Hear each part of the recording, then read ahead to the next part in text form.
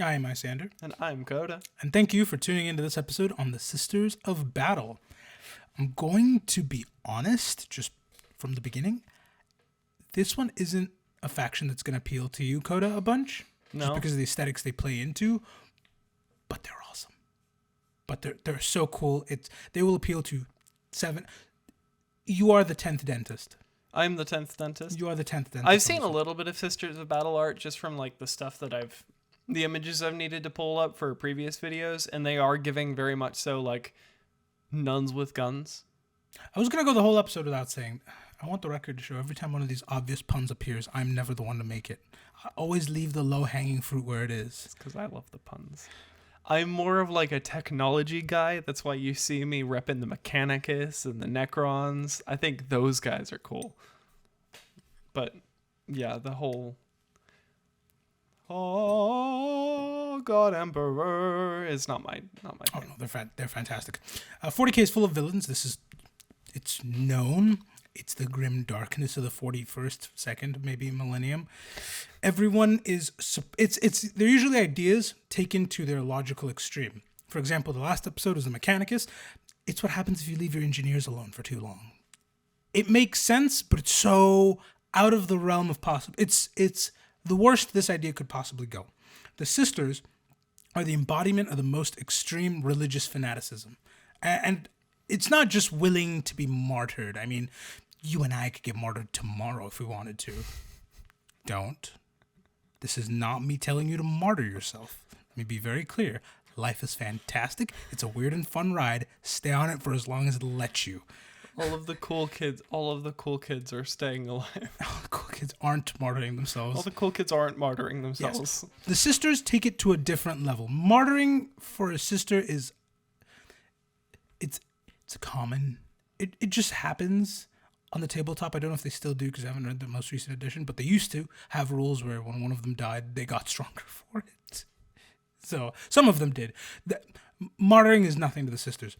They arrive in combat with tanks that have pipe organs built into them. Okay, I like that. And the pipes, I suppose what you'd call them, are double as missile launchers too. So they're playing hymnals on there as they're firing missile after missile after missile with each note. Okay, that's just bad. And it's javelin style too. So you can fire javelins straight if you want, but most javelins, you fire them and then they go up and then slam down really aggressively. So there's just a sister playing church hymnals as missiles are just raining down from there. That's just cool for that's like giving really cool rock and roll like concert. Oh, this isn't even half of it. They are blasting hymns from everything they have in combat. If the Sisters of Battle are in combat, you will know throughout the entire battlefield you are hearing church music constantly. And speaking of church, you thought you could sleep in this Sunday, didn't you? Didn't you? But you thought you could skip church. Not in 40K. In 40K, you either come to church or church comes to you. On wheels? No. Oh. They will drop... If you skip church, the sisters will drop it from orbit on your front lawn. I'm not kidding. The sheer force of this thing landing is a weapon in and of itself, and it has these massive spires that reach towards the sky with braziers on top that ignite once they're in combat, gargoyles left, right, and center that open their jaws and start pouring out actual holy water at a torrential level. And as the sisters are leaving this facility, they're slaughtering everything around them, obviously, blasting church music and creating actual hallowed ground where they tread. Jesus Christ. They are not subtle in the least. And this, I know you're probably thinking, oh, this is like the local church near my house. No, this is, it can withstand assaults for days and even months. It is borderline a battle base, and that's not even the only church they can drop from orbit. They have titans with cathedrals built on them that just march in, again, playing these church hymnals all the time. Orbital dropped faith. Yeah, the entire time you're battling with the sisters, they're on the ground and they're in the skies, fighting like they have nothing to lose, all while taking a moment to ask you if you've heard about our Lord and Savior, the Emperor of Mankind. Do you have a moment to talk about our Lord and Savior, the Emperor of Mankind? They are devout. The highest honor to a sister is to die for the Emperor. There's nothing... Because if you think about it, it does show how devoted you are. Because, everybody's willing to live. That's easy. The hard part's finding something you're willing to die for. And they found it. They found it. They found it. If the Space Marines are ice, the sisters are fire. Ultramarines plan, the sisters believe in fate. They just go, you know what? We'll drop in. Whatever happens, happens. Well, it's not even whatever happens, because, and we'll get into this later, it's really easy to mock the sisters and think, oh, they're just zealots, this doesn't work, until you see a greater demon hit a sister and they parry it. Through sheer faith. This shouldn't work. This thing towers over your average mortal. It should just, like a knife through butter. Do they just do the anime deflection of just like leaning over and then the punch just goes along the side of the blade? No. They just swat it out. Oh. Yeah. Oh. No, this is more like Breath of the Wild. You have a Lionel charging at you and you just go, no. Yes. Jesus Christ. It doesn't happen consistently, but it's happened enough for people to go, okay, maybe they're on something. Maybe they're on something. Yeah. Maybe they're doing something right. Exactly. If the Space Marines fight with courage and honor, with the exception of the Night Lords, but I suppose the Night Lord fans would argue that skinning an orphanage to avoid a war is honorable. I'm not going to take the stand to defend that, but that's probably the opinion. You can't make an omelet without skinning a couple orphans. Exactly. But most fight with courage and honor. They fight with righteousness and fury while being completely normal people. This isn't like Space Marines where they're augmented. You know the whole spiel by now. My finest warriors clad... They shall know no fear. They shall know no fear. No. They get phenomenal gear. They do get really good gear and a frankly unlimited budget. I mean, think about it. They're dropping churches from space. I feel like in just stained glass costs alone, they're in the red. Well, at this point, they probably got it down to a system. To be fair, I feel like it'd be almost like a work of art to see that massive church drop down. That glass just shatters everywhere immediately. And this, unless it's like a... It's the future, so who knows? Reinforced with some sci-fi metal. I wouldn't be surprised. But aside from the infinite budget and the amazing gear, that's all they get. They have no spare organs, no transhuman dread, just people trained to the most that you can push the human body with an unfaltering faith and resolve that what they do is in the name of an immortal. In fact, it's the immortal. Yeah, it's the all-seeing master of mankind, the Emperor. My immortal. Sure. They're devoutly committed to worshiping him in the same... All of 2 people are going to get that reference. Probably. And you're not one of them. Oh, 1,000,000%. They're devoutly committed to worshiping him, though it's clouded in the same thick fog of ignorance that the entire Imperium is currently clouded in. At the end of the day... Big E never wanted to be worshipped. No, he was like devoutly atheistic, wasn't he? I mean, that's an oxymoron, but... No, that's about right. He was devoutly atheistic. The problem is, the man cannot dodge the divine allegations. There's no lawyer on earth who could protect him from the divine allegations. Just in his time, just walking the earth and the stars, I suppose, he has...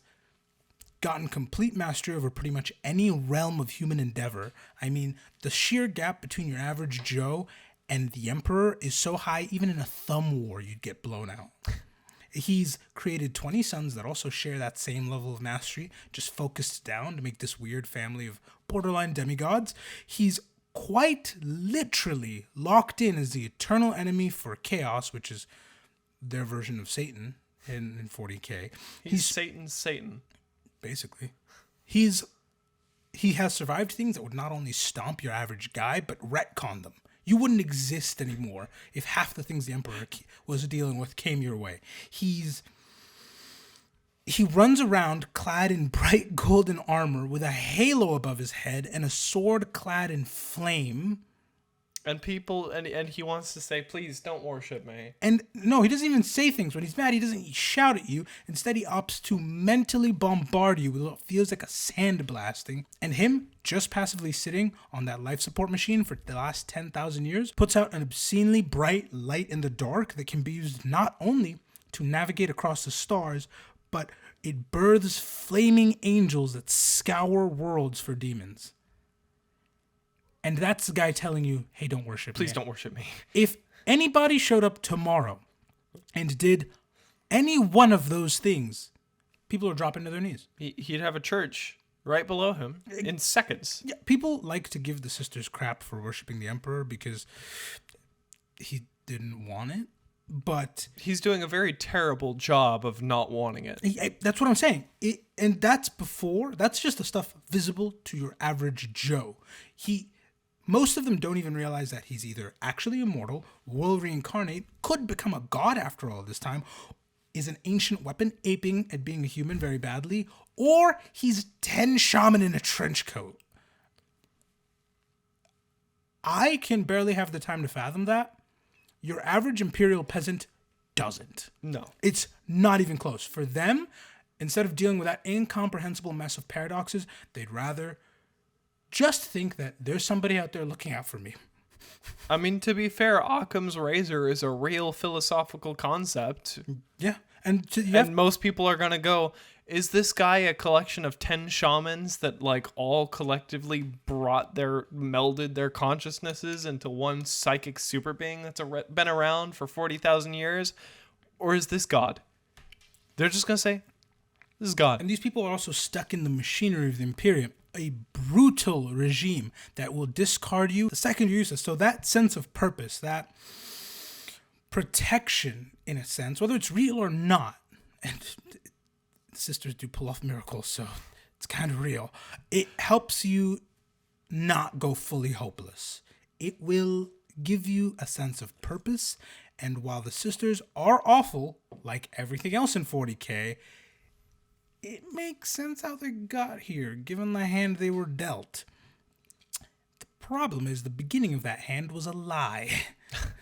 That the whole foundation, it's a trend. They've been lied to quite a few times, but twice in big important ways, and we're going to cover both of them. The first major lie is the religion is what I just covered. The religion is devoutly based on worshiping somebody who didn't want worship. Somebody repeatedly said, I'm not God. Stop it. But the worst part of that is the person who wrote the book that they ascribe to, their version of like the Bible, the Quran, the Torah, their holy text, is their version of the biggest traitor. It's like if you opened the Bible tomorrow and you found a foreword signed by Judas Iscariot. It's that level of treachery. The person who wrote that, Lorgar, is basically, he was the first of his sons to fall to chaos and start this whole thing. It's one of those facts that very few people know because the heresy was a while ago. So not many people are even alive to remember it. But B, I don't care who you are. If you go out and say, oh yeah, Judas wrote your good book, you're getting burned as a heretic. There's pretty much nobody, save for the emperor and maybe his sons, who could come out and say that and not be burned on the spot. And even his sons, who are walking around right now in the Imperium, don't mention it. Because they realize if they do this, it all implodes. Oh, this all implodes. Yeah, it'll just be it'll be just a social nightmare. Yeah. Like the ecclesiarchy will just like collectively all just like freak out. Or worse. Lorgar had always been a fairly religious person. That's just the way he was. And he was always seeking meaning. So when the emperor showed up and did the whole appearing divine and everything but name shtick, Lorgar was like, oh, this is fantastic. God is real. I need to make sure everybody knows about this. That's why his legion are called the word bearers. They bear the word. They bear the word. He immediately started spreading this religion. I use that term loosely because it was still in R&D at the time, to every world that he conquered, planting the seeds of the modern day worship we see. Remember though, the emperor is violently atheist. He's not. He's violently atheist. So when he figured out that Lorgar was spreading effectively fan fiction about him, and it was gripping quite a few people, it was giving them hope, he decided to summon Lorgar to his homeworld. It was a ruse. Like, hey, let's check out what. Hey, kiddo, what you doing? Yeah, and the second he arrived, he forced Lorgar to kneel using his psychic might and watch as his brothers ransacked his home, burned it all to the ground before the Emperor mentally shouted, not just to Lorgar, but to his entire legion of followers, "You are my biggest failures. Learn from this," and then leaves. Yeah. And we wonder why Lorgar has daddy issues. Oh, yes. After that, suffice it to say, he became a broken person. And that level of dejection is the perfect breeding ground for chaos to swoop in and get a brand new primetime preacher. So that's what Lorgar went to do as a side hustle. That's where he kind of disappears from the plot for a little bit. Eventually, this is a really fun one. Eventually, Lorgar does come back, and he discovers his book has become a New York Times bestseller. It's become quite the hit, and he does not take this well. He does not take this well. Lorgar tries to convince them that, hey, I'm the name on that book. I wrote this. I wrote this. Look, I signed it right there. Yeah, exactly. And he tried to tell them, like, hey, you guys are worshiping not a god, but a man who does not want worship at all. To which he said, see, that's the trick right there. No god would come to us and tell him to worship him. We have to be true enough believers to worship him despite what he says. And they say, quote, only the faithful know his true nature, for only a true god would deny his divinity. They quote Lorgar's book at him. Oh. Hearing this, he flies completely off the handle and says that, yes, I wrote that book, and looking back, it was nothing but a delusion and a lie. Every single page is full of speculation. And they respond, see, that's even more proof, because if the Emperor can do his work through absolute gutter trash enemies like you, then he has to be divine. And Lorgar's next response is sundering gunfire. Not another word is exchanged, basically. He massacres them where they stand and declares these idiot fanatics, who will be a massive problem if they're allowed to grow, just like the Emperor did to him. It's a full circle, baby. Like father, like son. Oh, what? This dawned on him, and he wasn't happy before. He was angry squared now. He said, it's funny you say angry squared, because he just seems to be a chip off the old block. Now Lorgar is stuck, having to dedicate his entire life to destroy what he created, and genuinely, it was a passion project for him. This was a book he wrote in his spare time because he genuinely believed in it, and now he has to deal with people willing to die for the Emperor, despite being living proof that his dream no longer exists. It's what the Emperor tried to destroy in Lorgar, and they in turn will be the ruin towards everything the Emperor is building. But he also just can't leave them be, because they'll become a massive threat to chaos. So Lorgar is now stuck untwisting this paradox and waging war against his own brainchild forever. And it's not just, oh great, I created this religion. It's a problem. It's become an institution of zealots who shout my quotes at me like I'm wrong. I'm the author telling you to separate the art from the author. You can't fathom how angry Lorgar is at this. He tells a scribe all of this to record it, and then he just asks, "Hey, are you done recording that?" And the scribe goes, "Yeah." And Lorgar just chokes him out, and then proceeds to say, "I will extinguish all the life from this universe, and then and only then will I think about this paradox again." That's the guy who wrote the book the sisters are worshiping. He's very pissed at this. I would saw an arm off to see a book where he just encounters a drop church. Just one. I just need to see his reaction to a single drop church. I think he might have an aneurysm and keel over at that. No. He'd have to have Chaos revive him. Which they would do. They really like Lorgar. He's a great spokesperson. He's their Billy Mays. He's their ShamWow guy. I don't remember his name, but that guy, yeah. But that's the first really big lie. There's a second one, and it's not worse, but not great. And it comes from a guy named Goge Vandire. That's a silly name. And that's coming from somebody who reads Dune. Goge Vandire? Yeah, Goge Vandire. That's a silly name. He deserves an episode all to himself. I'm not joking. This is heresy levels of long writing. I'm going to crunch down all of it very aggressively. The Imperium is a massive empire, and they have the ability to fight everyone, everywhere, all at once, and they do successfully-ish. They don't lose, which is impressive in and of itself. Sometimes they're even fighting themselves, and they're still not quite losing. It's massive. And ruling over this entire system requires actual armies of accountants, bureaucrats, politicians, and usually somebody superhuman at the top of all of it, just to stay sane. Goge Vandire was just a guy.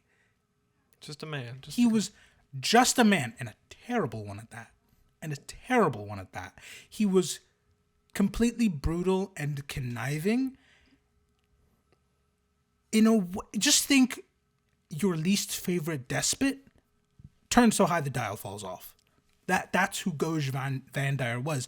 And if you think about how big the Imperium was, think about the level of backstabbing, treachery, and politicking you need to play to wind up in charge of it.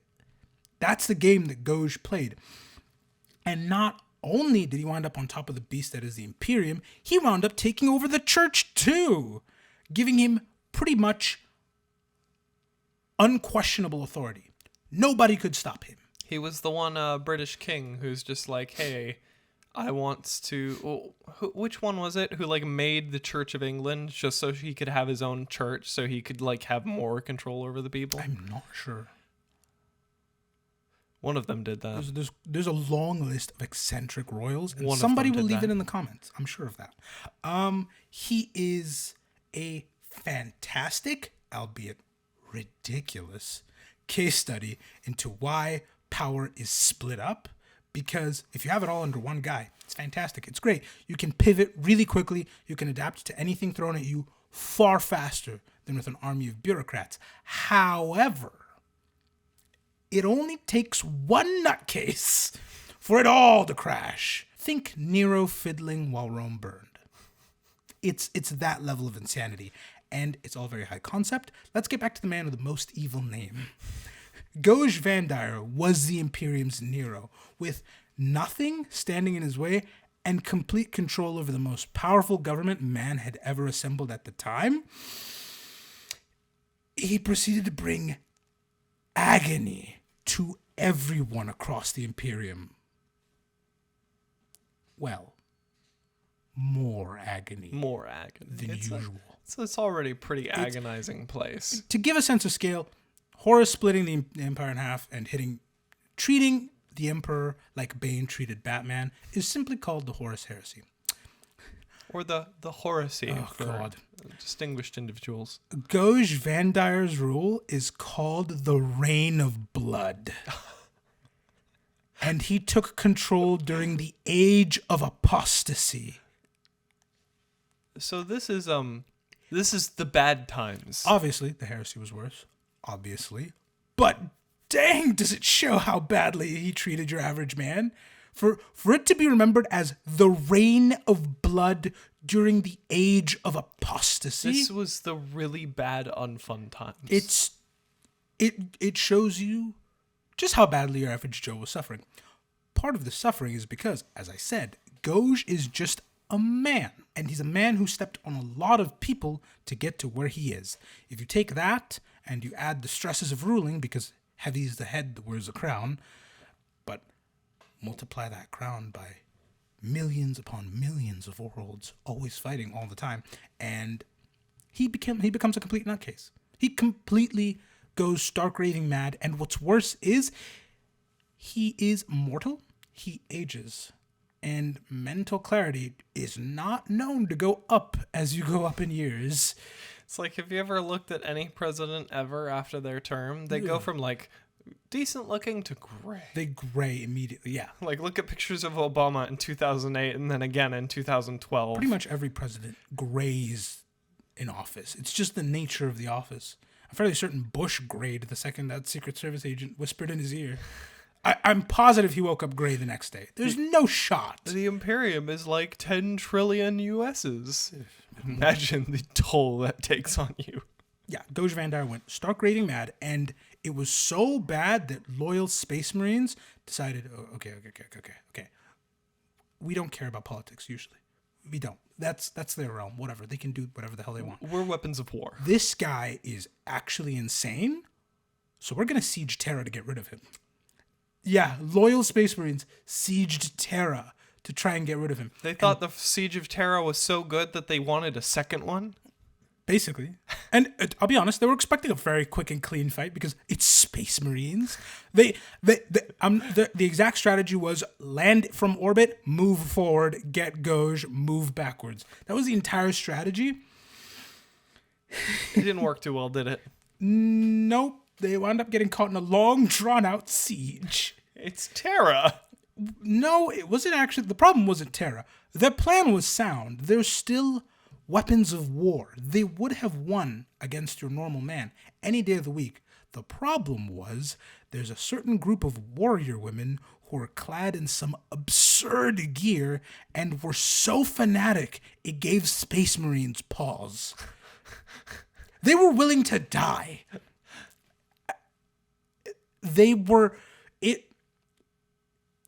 It was a lot. Space Marines did not expect them to fight with that kind of fervor, and it ground them to a halt. This is where we bring back the sisters. See, during his descent into madness, again, we're compressing so much here. Vandire had heard of this world with a covenant of holy sisters who were calling themselves the Daughters of the Emperor. These were highly devout, all-female group that was on a fairly backwards planet. But regardless, Vandire arrived and decided to make a show of it by ensuring that everybody gave him a warm welcome, and he recorded it for all to see. We're going to ignore the fact that there were guns pointed right off screen. So if you didn't smile and wave, it wasn't going to end well for you. And so he goes up and he talks to them, and at first they don't let him in. They only answer to one man, the Emperor of Mankind. But Goge convinces them to come in, and he has one of his guards shoot him to prove that he's divine. It's a long story. Basically, he has like a pocket shield generator hidden in the Rosarius, but this is a backwards planet. They've never seen anything like that. And Goge kept this a secret even from his guard. So they fully expected this guy to be shot and died, but instead a bright flash happened and he was fine. And then I assumed that the backwards planet people were just like, oh my god, wait, whoa, he is divine. That's exactly what the Daughters of the Emperor did at the time, and he rebranded them to the Brides of the Emperor. Brides of the Terrible names. This is terrible. This is a terrible name. Especially, I don't like the insinuation of them going from the daughters to the brides of the Emperor. They're very gross names, but c'est la vie. Under Vandire, they got a basically unlimited budget, and it's the same budget that they carry today that lets them have all the stuff that they have. And they were upgraded into an elite strike force that would do his bidding and his bidding alone as the mouth of the Emperor. Think Gaddafi's Amazonians. That's the vibe he was running with them.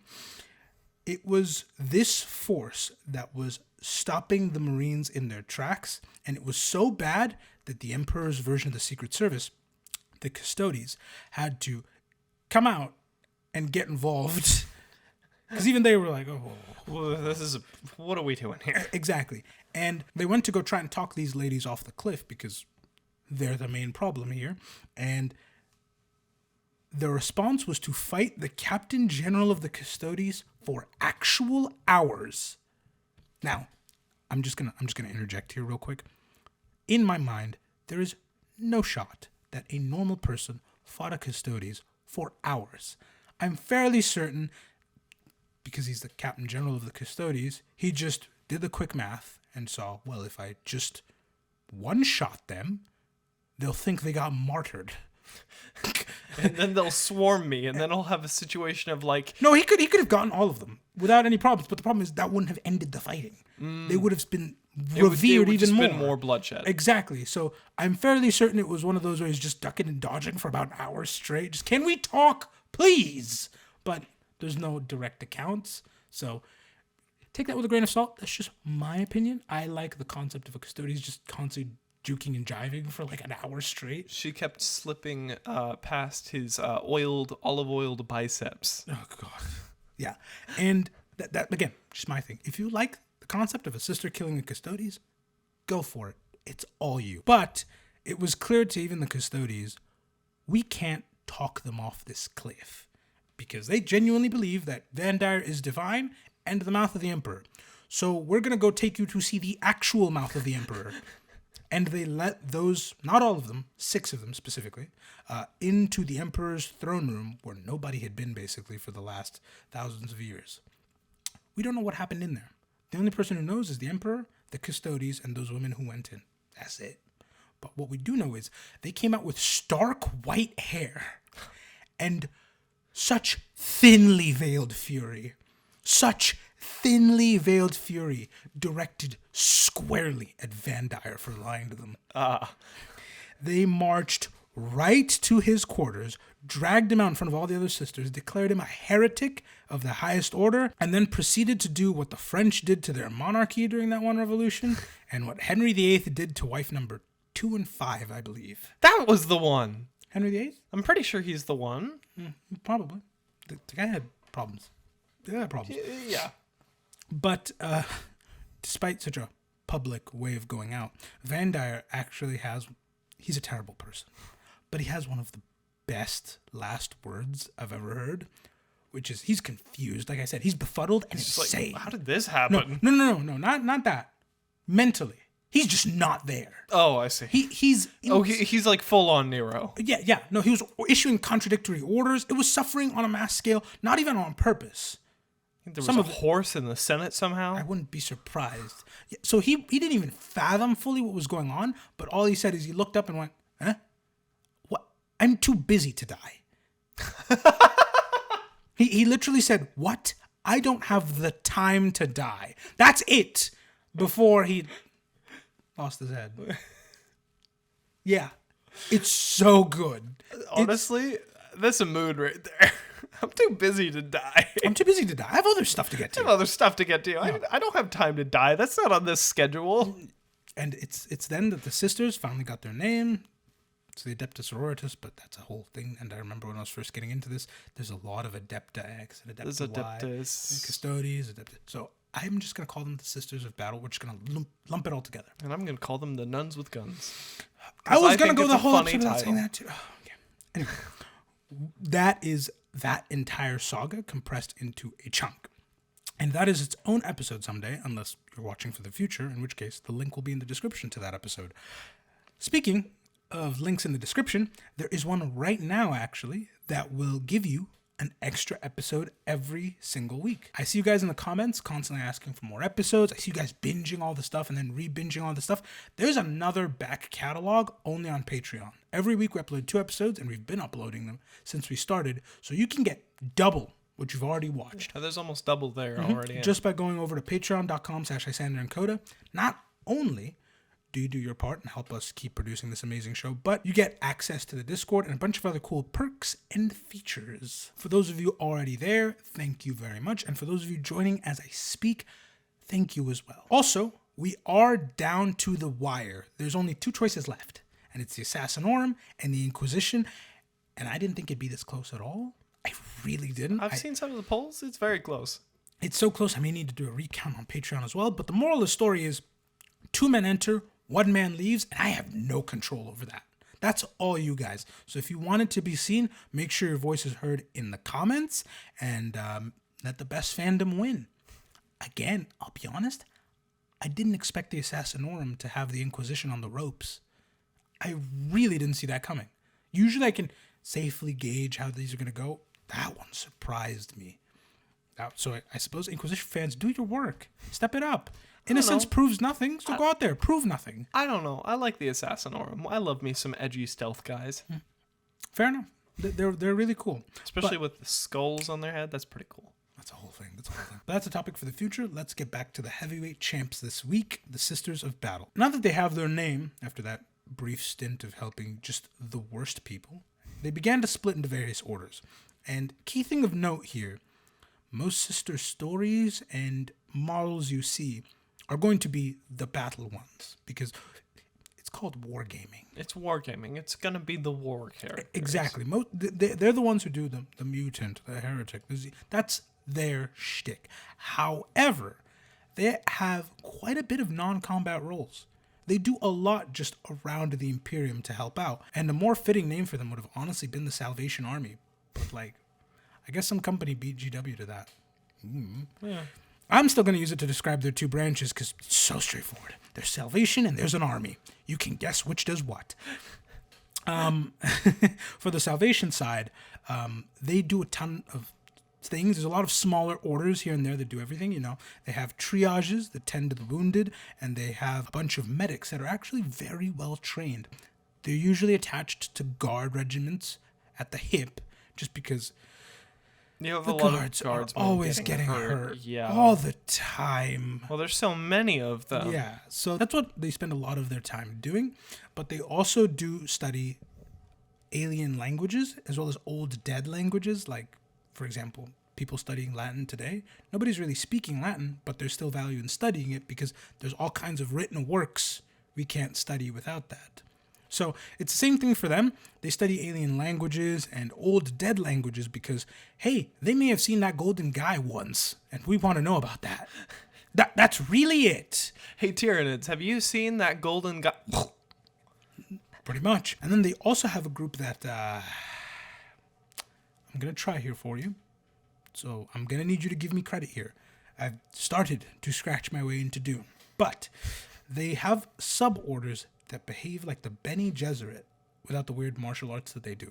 So they play a lot of political games and intrigue, and they also just kind of keep tabs on wherever the living saints decide to pop up. They do what the Bene Gesserit do. That's a classic Bene Exactly. Gesserit type beat. Yeah, and put a pin in the living saints. We'll get to them later. But it all sounds fantastic. It all sounds great.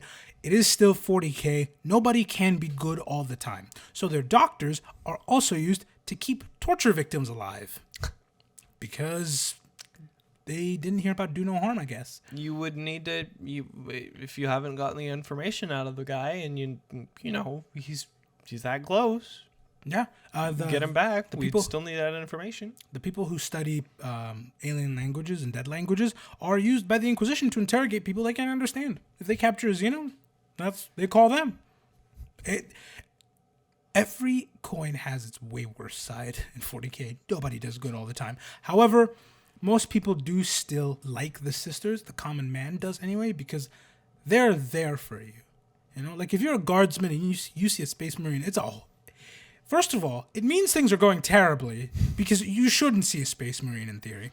But if you do see one, A, God, that's weird and frightening, and B, it's like seeing a celebrity. It's jarring to you. Yeah. In the newest in one of the Space Marine trailers, you can see it. The guardsmen go slack-jawed when they just see a Space Marine walking by them. The sisters are a lot more to their level. There's no transhuman dread, and they really seem to care about your average guy. Genuinely, the sisters will try their best to protect people they see as serving the Emperor.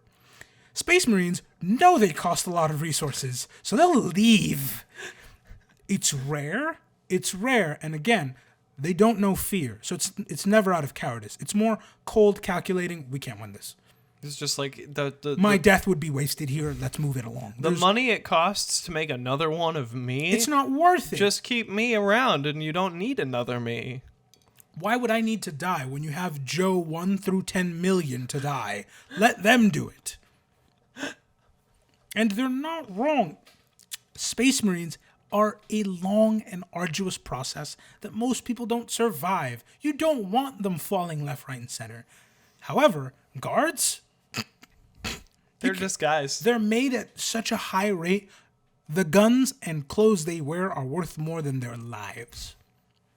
So, of course, they're going to gravitate towards the sisters because the sisters actually care. They'll sacrifice themselves. Space Marines won't. Space Marines like, nah, Yeah. see ya. Yeah. But now let's move on from salvation to the army side of things. There are 6 orders, all with some amazing names, and all originally founded by one of those 6 ladies who got to see the Emperor. We'll start and we'll focus mostly on the poster children for the sisters. These are the ones you're going to see in most of the art. They're called the Order of Our Martyred Lady. They are led, or were led, by Catherine, one of those 6 sisters, and she was a force to be reckoned with in her time. They actually used to be called the Fiery Hearts back in the day because of the ferocity she brought onto the battlefield. She accomplished so much that in her lifespan, she was declared a living saint. We're going to take that pin off the board now. Because, That was fast. well, the living saints deserve their own chunk, but I don't want to just jam it in there because you mostly see them in combat. But living saints are somebody who has done so much in the Emperor's name, so devoutly, that he sees fit to bless you with the ability to behave an awful lot like a demon. An awful lot like a demon, but for the Emperor, some of them sprout angelic wings, some of them just don't die. They start firing wave after wave of holy fire. It's the most, don't worship me, tee-hee, as I create actual angels before your very eyes. It's a whole thing. But to be one, it takes a level of devotion far above and beyond. I actually really like the sisters because it does a good job of showing how meaningless things can be sometimes, because you will see stories of sisters sacrificing everything, pushing up until the very bitter end, and they get maybe 1-2 miracles. It takes a lot to be a living saint. It's not like Big E's just generating these left, right, and center. There's very few of them. Sure, like I said, a sister in combat will be singing hymns for the Emperor, and they will magically not miss 10 rounds in a row at absurd range. But it's not like all of them are firing hellfire left, right, and center.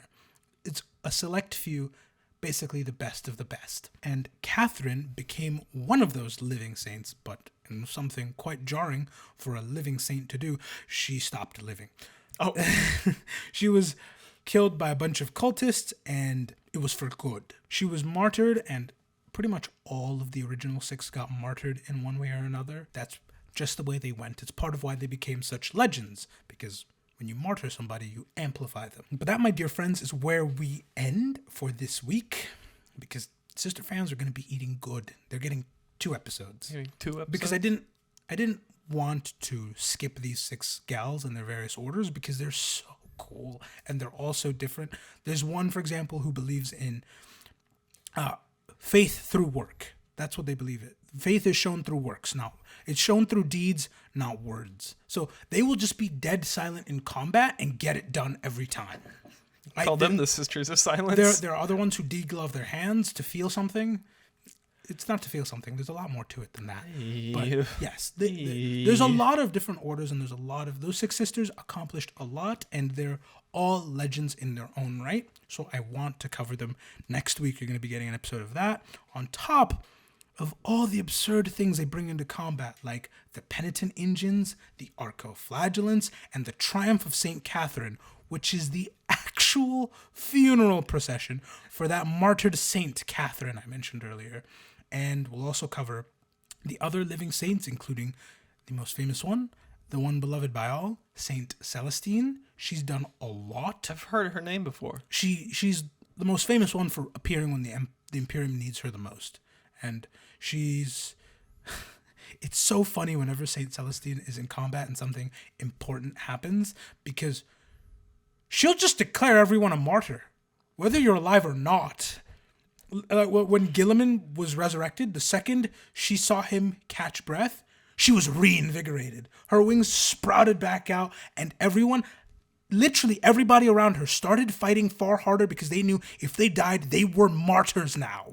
For a fact, it's a historical moment. Fight with all you have for the Emperor. She's so cool. She also has these two canonesses who will live, die, repeat for her over and over and over again. It's this is stuff I couldn't compress because it's all so cool. They also kind of behave like orcs. We'll touch on that next episode. Like I said, sisters pull off stuff that shouldn't work. Like sisters will be. There's a story of this one relatively new sister whose entire cohort is being just decimated before her very eyes. I'm not joking. A greater demon sets a good chunk of them on fire, then slows time so they feel it for longer. God. And you want to know why the sisters are so cool? Instead of screaming in agony or running around like chickens with their heads cut off, they simply asked this new recruit to sing because they loved her voice that much and she was that good. Yeah. They were fighting tooth and nail, and instead of issuing orders, move left, right, and center, they're like, sing for the Emperor, because that's what matters now. It's in that battle, like a sister casually deflects a blow from that greater demon once. The second time she doesn't. Second time she doesn't. It's impressive that she does it once. Yeah. It's so... They just... Every time you think you have a sister on the ropes, you really don't. Unless you do. That's kind of how it works. There's too much, and I wanted to do it all justice, and you sister fans showed up. So you will be getting 2 episodes. You'll be living lavish. You'll be living lavish. And so, also we'll be covering their beef with Space Marines. They have beef with Space Marines? Well, I assume it has to do with past events that we just went over. Kind of, and also because I'm not going to say this with chest. I'm not going to say this with chest. I've not done enough research to say this with chest. I will say not... I might get in trouble for this. Let me cook. That's how we're going to take this. Let him cook. Let me cook. Let him cook. No sister has ever fallen to chaos, and then it was recorded. So that means either none has ever fallen to chaos, which is possible. Custodies have never done it. Or one fell to chaos and the other ones were just like, nobody can hear this. Pretty much. And then gave them the old Yeller treatment. Yeah, that's exactly what happened. They also have the holy trinity of the bolter, the flamer, the melta. Oh, yeah. The sisters are so cool. They're so cool. The holy trinity of the guns. Well, the gun, the flamethrower, and the laser lance. Jeez. It's so cool. Every time you think the sisters have gone overboard, no, they haven't. Hold on, I'm crying a little bit. It brings a tear to my eye. No, it's... The Emperor hath blessed you. Oh, he has. Yes, he has. And so all that will be in the next episode. And for now, the names you may have already been seeing scrolling by in a new format. And if you haven't, for our audio listeners, we still appreciate you, is the new news ticker format. We're trying something new, so it's gonna go for a while. I tested it with a Patreon video, and it goes on for a while. Well, that's a good thing. We're actually the Legion's no longer Codex compliant, is what somebody said. That was one of the jokes I heard the Patreon or the Discord rather. Yes, it's fantastic. So, no frack today. But before we head out today, I do need to thank 2 of our fantastic fans. One being Jerry for the brand new Ultra Mug that you will now be seeing in pretty much every episode at some point. That's right, the jar era is over, which was... Sad to see them go, but... I'm surprised it wasn't as... I thought it was... Drinking out of mason jars was way more common. A lot of people don't do that. So... That is the new mason jar replacement. It is now the Ultra Mug, and thank you to Jerry for that.